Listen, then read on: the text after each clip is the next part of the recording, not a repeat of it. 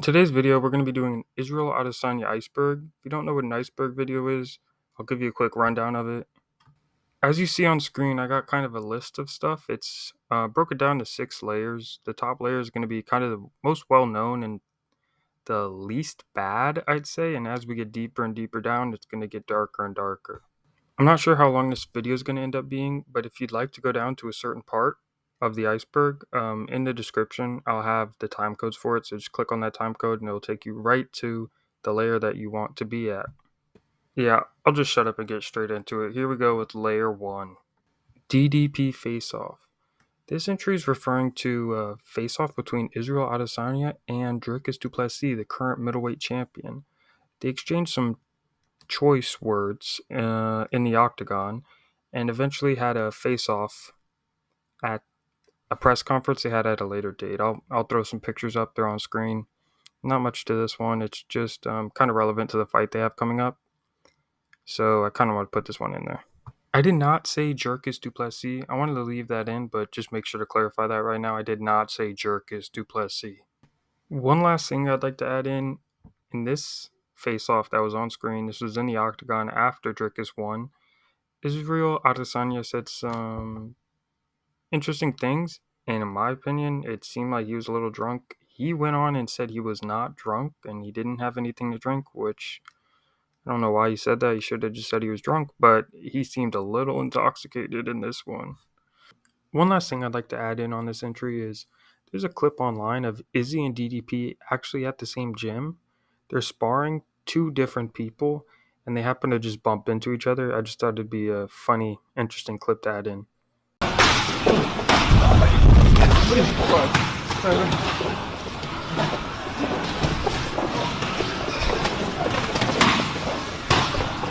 I'll give you guys an extra 100 points if you can name in the comments below who Dricus is sparring in this clip.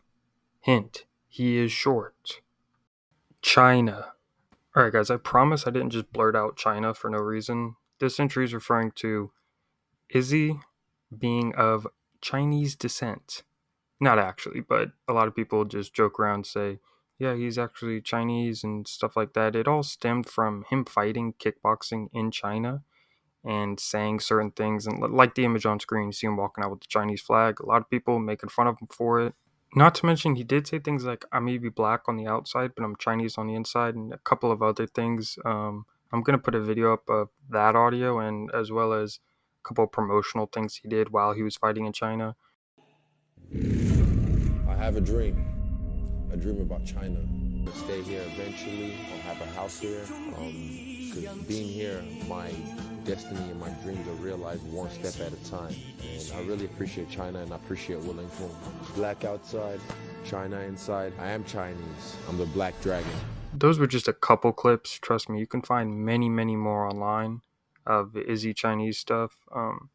But this isn't the video for that. Obviously, these clips have been around for a while, but it really started to get talked about when Izzy was kind of hinting that Dricus was not a real African because he is South African. So many fans started to say, hey, isn't that kind of ironic? You were saying you're Chinese, you're born in Nigeria, you moved to New Zealand, and then you lived in China, and you said you were Chinese, you walked out with the New Zealand flag, blah, blah, blah, blah, blah. So that's kind of how all this Chinese stuff started to, make its way out to the normal people. Before that, not many people knew about it. Obviously, it was kind of a niche thing. Many Chinese kickboxing fans probably knew about it, but if you're anything like me, you are not a Chinese kickboxing fan. No offense to them, just can't name a promotion. We are already at layer 2. This layer is going to be the Alex Pereira layer. I feel like I could not leave this out just because it's such a big part of his life story, his MMA career, his kickboxing career, his whole life basically revolves around Alex Pereira. So there's just a couple things that involve the both of them. Alex Pereira knockout in kickboxing. This entry is referring to a fight between Alex Pereira and Israel Adesanya in kickboxing.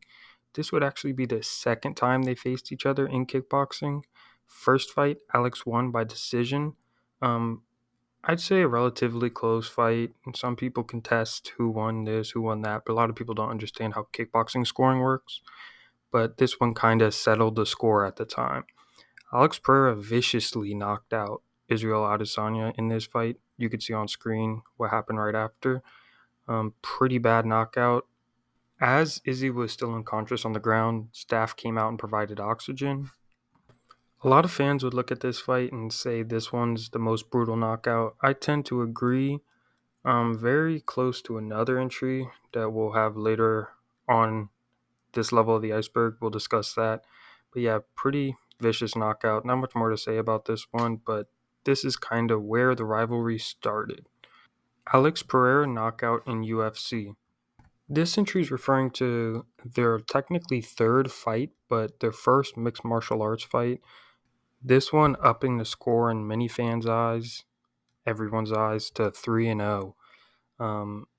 Two knockout losses and one decision loss. And Izzy just lost his belt. Alex at this time is really seeming like Izzy's nightmare. Really was. Beat him twice in kickboxing, came over to UFC after Izzy's already defended the belt multiple times, went and knocked him out and took the belt off of him. Most fans found this pretty surprising. Alex Pereira came into this fight in MMA. He was 6-1, and Israel Adesanya had already had multiple title defenses under his belt. And for somebody to come in there and knock him out in a later round of the fight was very surprising to a lot of fans who didn't know much about Alex Pereira. Alex Pereira came into that fight off of a knockout. He knocked out Sean Strickland later that age to a pretty good win. But yeah, that was a very important moment in Izzy's MMA career because it was a guy haunting him from back in kickboxing, following him to MMA, and then finishing him in MMA. A couple more things I'd like to add about this entry is going into this round, Israel Adesanya was winning the fight pretty clearly. That's one thing. And then another thing is kind of debated amongst fans. Some fans say that was an early stoppage. Me personally, it looked like Israel Adesanya was one shot away from going down. But again, it was a title fight, so many fans say, hey, just let him go out, let him take one more shot. Me personally, I think it was stopped pretty fairly, and, no more unnecessary damage was taken. Israel Adesanya knocks out Alex Pereira. This entry right here, this is a big entry, all right? Adesanya finally beat Alex Pereira. It might have taken him 4 attempts, but on the 4th try, he knocked him out in pretty spectacular fashion. I have some photos I'll be putting on the screen. Very interesting fight. Nothing like the other fights, in all honesty. In this fight, unlike the other ones, I'd say the other fights, Adesanya was winning a lot of them, a lot of the rounds at least. But this one, I would say Alex was getting the better of him. It's pretty obvious. Alex was getting the better of Israel Adesanya. Izzy got finished in the first fight. Obviously, you could see he was up against the cage, right? And he got finished because he was just covering up and back up against the cage. In this fight, Izzy got hurt a little bit and backed up to the cage once again. And just like the first fight, Alex started unloading, going to the body and then going to the head. Izzy was just had his guard up and noticed that Alex threw a punch, he would always just stay wide open. Izzy caught him. It was right hand, left hand, or left hand, right hand. Put him to sleep. Pretty nasty, stiff KO. It wasn't like a TKO. He was out cold. But very good performance by Izzy and very surprising to most people. You would think, after 3 times, when you look back on it, it's like, oh, well, if they fight 4 times, he's going to win at least one time. But it was just impressive that he kind of showed that he could come back from something like that after losing all those fights and then losing this fight until the round that he stops Alex. So a big deal for Izzy, a big moment in his career. But after that, kind of went on to a decline. Guys, my apologies. I'm going to do layers 1 to 2 in this video, and then 3 and 4, and then 5 and 6 in the following video. I'm going to break it up a little bit just because I haven't been able to get this video out in the time I wanted to. I really wanted to get this out like a couple days ago, the full video.